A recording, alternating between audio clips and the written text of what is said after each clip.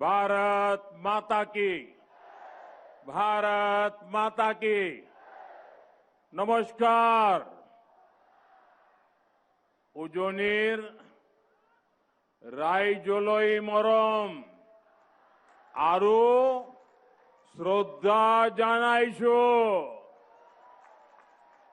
आपनालोक সকলোলে বহাগ বিহুর उलोक जोनालो।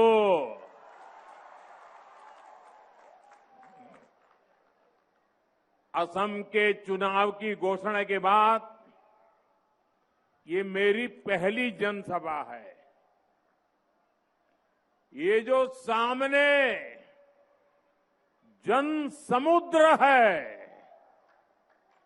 युवाओं का ये उत्साह, बहनों बेटियों का इतना आशीर्वाद,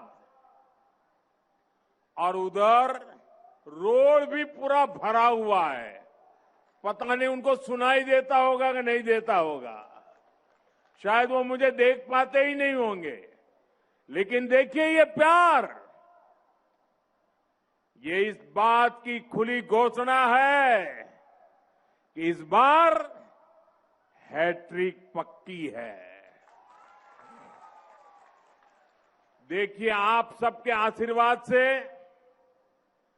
मुझे प्रधानमंत्री के रूप में हैट्रिक बनाने का अवसर मिला। आप सबके आशीर्वाद से इसी मैदान में मुझे हैट्रिक लगाने का अवसर मिला है। मैं तीसरी बार आया हूं यहां और आपके आशीर्वाद से असम में सरकार भी हैट्रिक बनाने वाली है। हर कोई कह रहा है, आपको ये बार,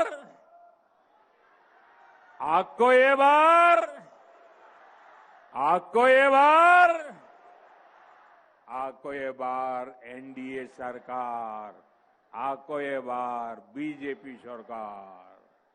साथियों, मुझे बहुत खुशी है कि मैं गुगुहा डोल में विराजमान भगवान शिव और डोनी पोलो के आशीर्वाद से चुनाव प्रचार की शुरुआत कर रहा हूं। मेरे लिए तो एक क्षेत्र एक और कारण से भी विशेष है। यहां से मालिनी थान ज्यादा दूर नहीं है। आप जानते हैं कि भगवान श्री कृष्ण की नगरी द्वारिका गुजरात में है और कहते हैं यहीं पर माता रुक्मिणी के साथ मालिनी नाम जुड़ा था। ये गोगा मुख की इस धरती से श्रीमंत शंकर देव जी को भी प्रणाम करता हूं।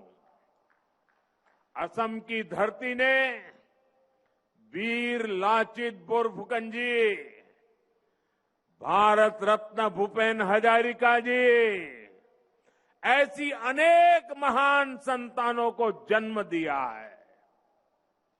मैं उनका भी वंदन करता हूं। साथियों, पहले सर्बानंद सोनोवाल जी का नेतृत्व और फिर हेमंता बिस्वा शर्मा जी की अगुवाई, बीते 10 वर्षों में असम ने सेवा और सुशासन का नया दौर देखा है। असम का ये चुनाव विकसित असम से विकसित भारत बनाने का चुनाव है। इस बार बीजेपी एनडीए सरकार की हैट्रिक लगनी तय है। आप मुझे बताइए, हैट्रिक होगी कि नहीं होगी? और जोर से बताइए हैट्रिक होगी कि नहीं होगी? दोनों हाथ ऊपर करके बताइए हैट्रिक होगी कि नहीं होगी? और कांग्रेस के पराजय की भी हैट्रिक होने वाली है। असम लगातार तीसरी बार बीजेपी एनडीए सरकार बना रहा है और कांग्रेस के जो सो कॉल्ड राजकुमार है ना, उनकी तो पराजय की सेंचुरी आने वाली है। साथियों, ये यहां इस मंच से मैं असम बीजेपी के सभी नेताओं को बहुत बहुत बधाई देता हूं। असम बीजेपी की टीम को बधाई देता हूं। बीते 10 वर्षों के प्रयासों को नया आयाम देते हुए असम बीजेपी ने कल एक शानदार संकल्प पत्र जारी किया है और कल मंगलवार था। मंगलवार को जारी हुआ ये संकल्प पत्र असम में और मंगल लाने वाला है। यानी मंगलवार को आया है मंगल पत्र। ये मंगल करने वाला संकल्प पत्र है। इसमें असम के युवाओं के लिए सरकारी नौकरी और स्वरोजगार के लाखों अवसरों का स्पष्ट रोड मैप है। 5 लाख करोड़ रुपए इंफ्रास्ट्रक्चर पर खर्च करने का संकल्प भी बहुत ही प्रशंसनीय है। इससे असम में सुविधाएं भी बढ़ेगी और कंस्ट्रक्शन से जुड़े हर सेक्टर में रोजगार के भी अनेक अवसर बनेंगे।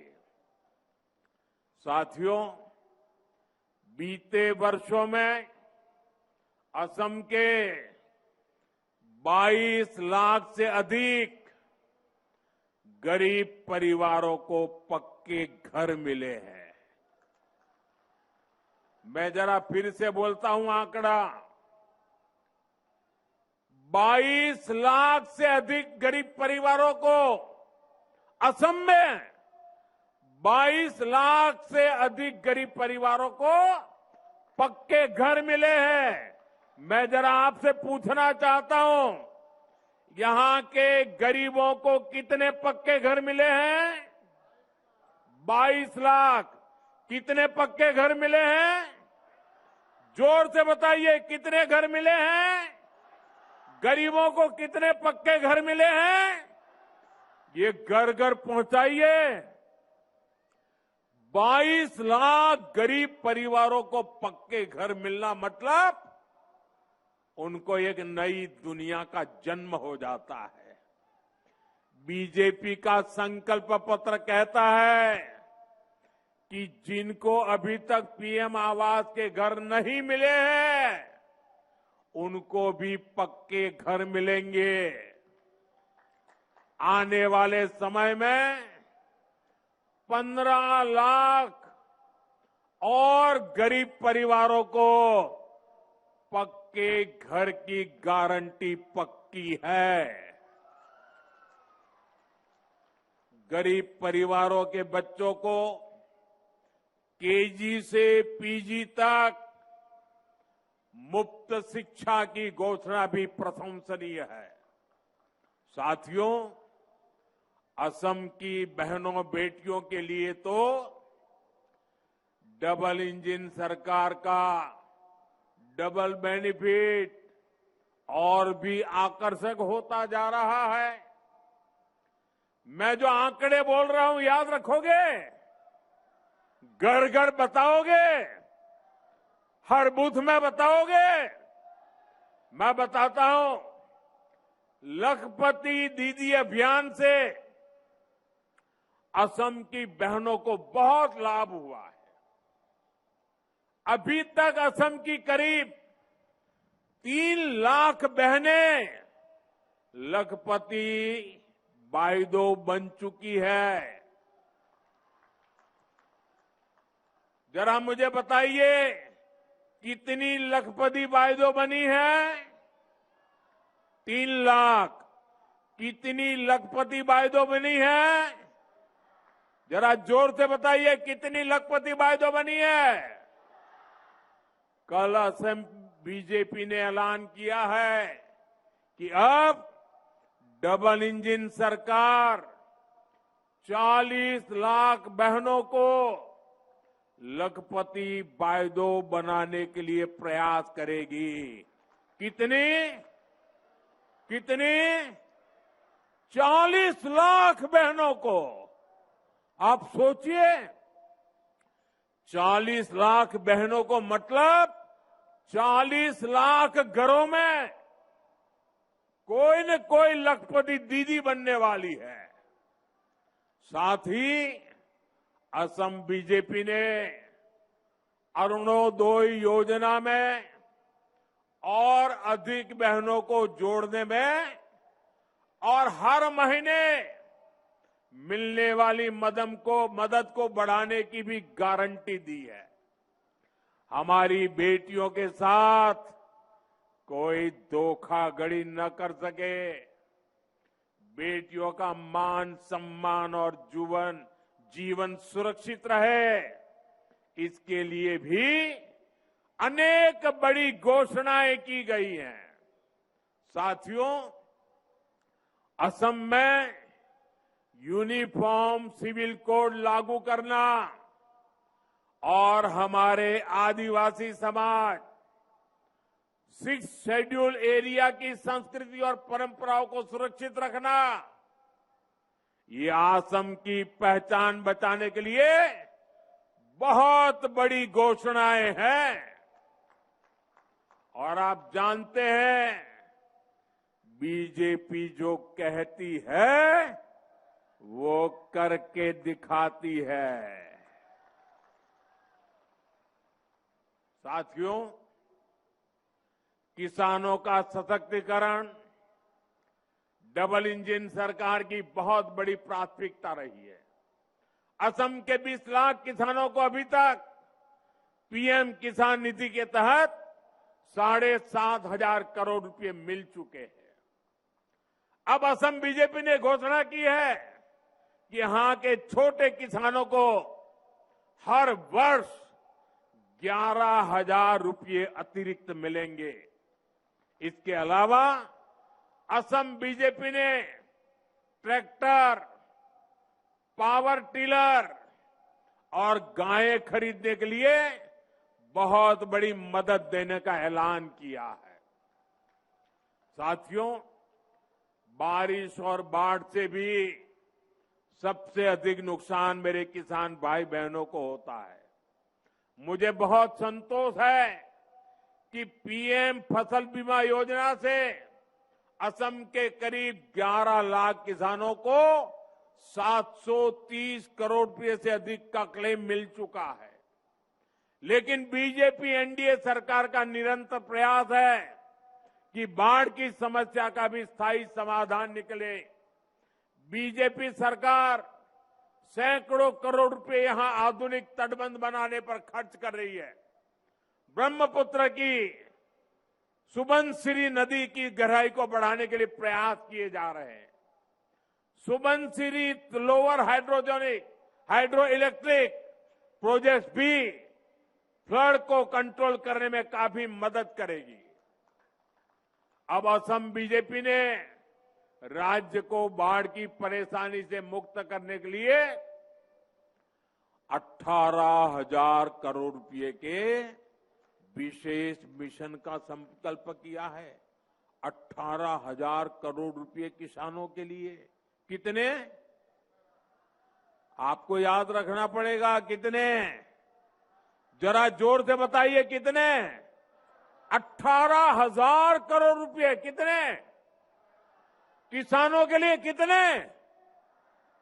ये पैसा बाढ़ की परेशानी कम करेगा, और मेरे किसानों की रक्षा करेगा, इस क्षेत्र के विकास को नई गति भी देगा। साथियों, बीते एक दशक में असम ने विकास का एक लंबा सफर तय किया है। ये जो 20-25 साल के नौजवान हैं, इन्होंने बीजेपी एनडीए का सुशासन ही देखा है। इन्होंने कांग्रेस का राज का वो काला दौर नहीं देखा, जब असम से सिर्फ बम, बंदूक, दंगों और कर्फ्यू की ही खबरें आती थी। डबल इंजन सरकार ने बीते एक दशक में असम को स्थायी शांति की नई राह दिखाई है। असम की हजारों संतानें बीते एक दशक में बंदूक छोड़कर एक नए भविष्य से जुड़ी है। आज असम से सिर्फ विकास और विश्वास की ही खबरें आती है। आज असम से खबरें आती है नुमालीगढ़ रिफाइनरी की क्षमता 3 गुना करने की। आज असम से खबरें आती है नुमालीगढ़ में पहली बांस आधारित बायो रिफाइनरी शुरू होने की। आज असम से खबरें आती है नामरूप के खाद कारखाने की विस्तार की। साथियों, एक समय था जब दुनिया में असम की चर्चा चाय के लिए होती थी। असम यानी चाय, दुनिया भर में असम की चाय की सुवास थी। अब असम को दुनिया चाय के साथ साथ चीप से भी पहचानेगी। वो दिन दूर नहीं जब असम के सेमीकंडक्टर प्लांट से चीप का उत्पादन शुरू हो जाएगा। ये असम को आधुनिक टेक्नोलॉजी के एक बहुत बड़े हब के रूप में विकसित करेगा। आने वाले समय में फोन हो, गाड़ियां हो, टीवी, फ्रिज हो, ऐसे सामान असम की चिप से ही चलने वाले हैं। और इसलिए भाइयों बहनों, अब तो असम की क्या पहचान होगी? चाय भी और चिप भी। यही विकसित असम का हमारा रोड मैप है। मैं आपको भरोसा देता हूं, आप यहां फिर से बीजेपी सरकार बनाइए, असम का और तेजी से विकास होगा। और ये आपको मोदी की गारंटी है। आपना लोके याद आको ए बार बीजेपी सरकार बनाओ अहोमोर आरो बहुत बेसी उन्नति होबो। एया आपना लोको मोदी गारंटी। साथियों, असम को प्रकृति ने बहुत कुछ दिया है। असम के पास संसाधनों की कभी कमी नहीं रही है, लेकिन कांग्रेस ने सत्ता के लिए असम के समाज को भी बांटा और ब्रह्मपुत्र के 2 किनारों को भी कभी जुड़ने नहीं दिया। कांग्रेस ने 60-65 साल में ब्रह्मपुत्र पर सिर्फ 3 ही पुल बनाए। 60-65 साल में कितने पुल? कितने पुल? कितने पुल? पुलों के अभाव में कितने ही लोगों को हमें खोना पड़ा, कितनी ही पीढ़ियों को मुश्किल से गुजरना पड़ा। डबल इंजन सरकार ने इस पीड़ा को, इस परेशानी को समझा और 10-11 वर्षों में ही ब्रह्मपुत्र पर 5 बड़े ब्रिज पूरे किए। कितने? 5 बड़े ब्रिज। 65 साल में 3, 11 साल में 5। बड़ा काम हुआ कि नहीं हुआ? जैसे कि मैं सो रहा हूँ तो पिताजी को जगाना है मुझे, तो वो डायरेक्ट उठाने के बजाय, और हिंसा की परंपरा मेरे यहाँ नहीं थी सौभाग्य से, तो वो क्या करते थे कि उस कमरे में आ जाएंगे या बाहर से गुजरेंगे और चौपाई बोलेंगे, प्रात काल उठ गए रघुनाथा, मात पिता गुरु नावई माता। कभी कभी मैं गुस्से में उठ करके अरे पापा चरण स्पर्श किया और सो गया, उनका अब मत उठाना।